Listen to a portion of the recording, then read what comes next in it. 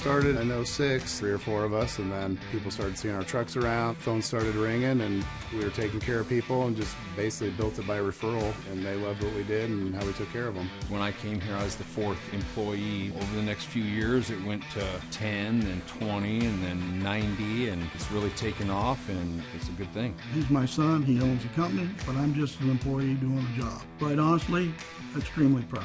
He's done very well for himself. It's definitely a family type business, not only in the aspect that Justin and his dad work here, even quite a few of the employees are father and son, and they understand the importance of family life. I love working here. I feel like we can all kind of have each other's back. I know if I ask for anything and vice versa, it will be done. It's been gangbusters for over 10 years, just watching the whole community in general around Des Moines grow tremendously.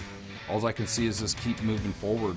They keep building houses, so we're going to keep putting in furnaces. You got to live, eat, breathe, and drink this business, and if you do, you'll get there. I never thought we'd be the size we are, right? So we're here for whatever that leads us in the future.